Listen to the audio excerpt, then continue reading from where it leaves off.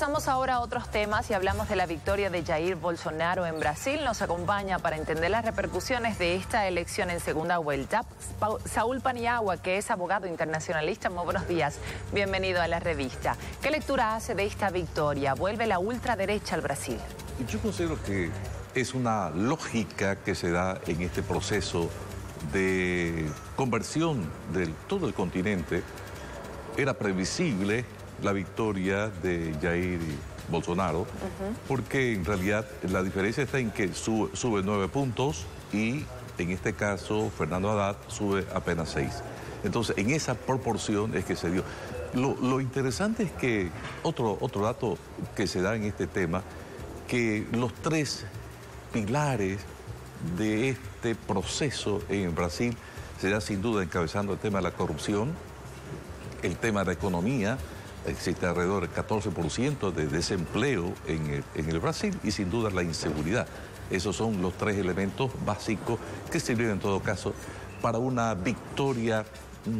Ya estaba en realidad.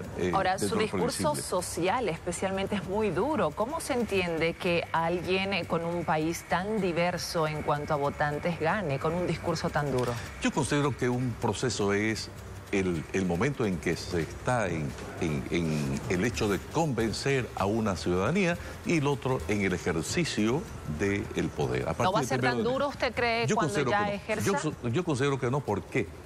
Porque primero en el Congreso no tiene mayoría. Es verdad que una minoría del PT está manejando 3, 4, en realidad gobernaciones de este Brasil tan diverso, como usted bien dice, pero la visión que él tiene es acabar con ese proceso ideológico que no se puede mezclar con el crecimiento, la economía. En este caso, esto es lo que ha perjudicado tanto a Brasil. Yo considero que se sepulta definitivamente el Foro de San Paulo, ¿no? La misma imagen de un Lula que aparecía como un representante de este proceso. Entonces coincide con aquellos analistas que dicen que no es que votaron por Jair Bolsonaro y su discurso y su propuesta, sino que ya no querían más del partido de Lula. Si usted toma en cuenta las encuestas, ¿qué es lo que le molesta a la gente? Es la mentira. Le molesta la corrupción, esta gesta que se dio en un proceso que envolvió a todo el continente y que la corrupción liquidó una esperanza que se dio durante casi 15 o quizás 20 años. Ahora, ¿qué incide, cómo implica, cómo afecta a nuestro país la elección de Jair Bolsonaro, tomando en cuenta que es otra corriente, no es de izquierda, no es socialista? Sí, yo considero que como este proceso en Bolivia ya se está extinguiendo, el presidente de Bolivia tiene apenas un año para culminar su gestión, porque no es previsible una cuarta reelección en Bolivia. Esto se da como un hecho muy importante. ¿Por qué? Porque tenemos una frontera con Brasil de 3.423 kilómetros. Estamos unidos prácticamente desde el Acre, Mato Grosso Sur y Rondônia. En el caso de Bolivia tenemos Pando, Beni y Santa Cruz. Dentro del Tratado de Roboré en 1958 hemos suscrito alrededor de 10 convenios, ¿no? de intercambio comercial, etcétera, etcétera. Creo que tenemos que, en la visión del gobierno actual, tenemos que aprovechar esta coyuntura, porque la visión de este gobierno es previsible. La visión de este gobierno es hacer negocio. Entonces, el pragmatismo, ¿no? Hagamos negocio. Evidentemente nosotros tenemos una balanza comercial con Brasil negativa de casi 800 millones de dólares del año pasado, ¿no es cierto?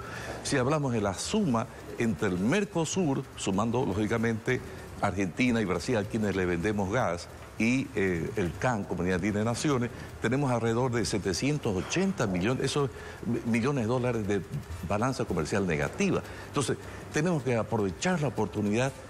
Creo que en este momento es factible siempre y cuando las ideologías cesen, porque no hay una combinación económica. Porque en el intercambio de comercio que tenemos, por ejemplo, con Cuba, tenemos una balanza comercial negativa de alrededor de $1.000 millones.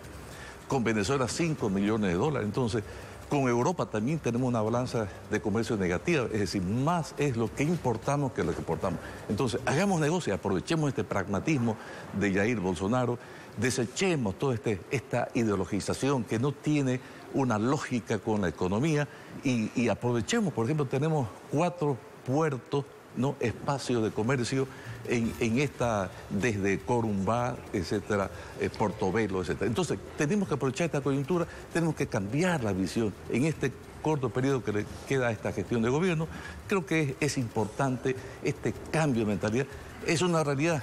El último eso que se ha presentado. En cuanto a lo comercial, pero ¿y qué pasa con la relación política? ¿Prevé también algún tipo de tensión o va a mejorar? No, yo considero ¿va a que tiene que cambiar. El que tiene que cambiar, lógicamente, es Bolivia para entender e interpretar la nueva realidad que está viviendo nuestro continente. No podemos sumarnos. Lo dijo en algún momento Jair Bolsonaro haciendo referencia a Bolivia.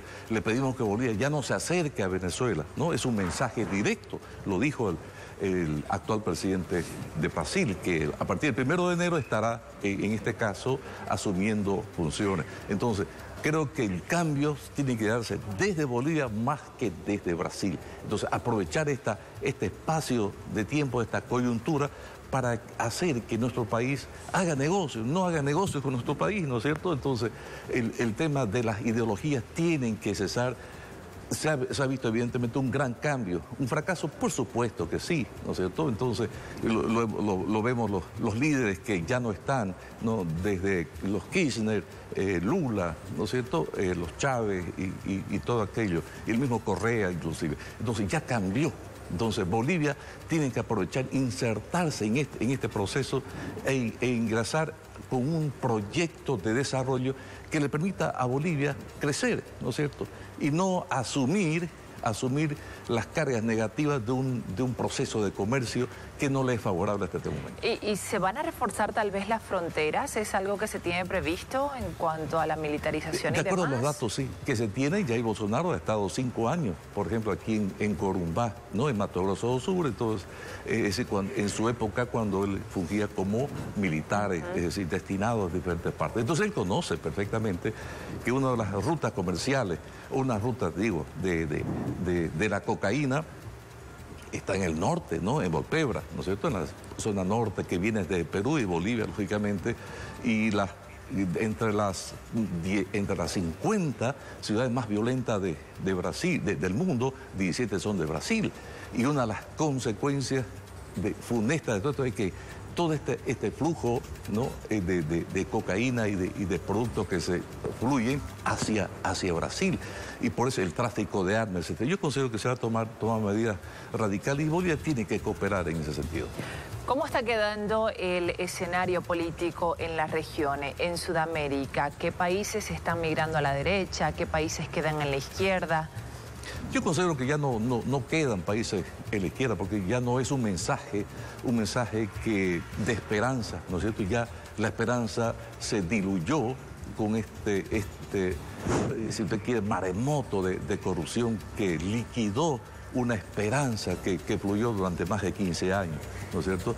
Es decir, por eso es que en este momento la nueva visión del continente, la nueva visión de esta región es hacer negocios, es decir, tratar de generar un empleo que sea, en este caso, no sea precario, ¿no? El modelo de vida que quieren nuestros jóvenes, la inversión, es decir, la insurgencia de nuestros jóvenes en este momento, y lo decía Bolsonaro anoche, es que ustedes son parte de este proceso, ustedes van a ser constructores de este proceso. Acompáñenme para que construyamos un Brasil que quiera insertarse en el mundo. Y por eso es que la primera felicitación que llega desde el exterior, pues justamente Donald Trump, el presidente Piñera, etcétera, etcétera. Entonces, creo que inclusive el presidente de España, entonces es una nueva visión. Creo que Bolivia no debe quedarse, si aceptara la posición de Bolivia en este momento sería un aislamiento completo de nuestro país. Y Bolivia es un país integrador por naturaleza, ¿no es cierto? Entonces tiene muchos proyectos con Brasil. Brasil va a llegar a ser otra vez la potencia económica que tanto ha añorado el mundo, que sea un país exportador, un país generador de empleo y de riqueza. Bien, es el análisis de Saúl Paniagua, abogado internacionalista, a propósito de la elección que se registró ayer en Brasil. Muchísimas gracias por la entrevista. Continuamos con más, un consejo.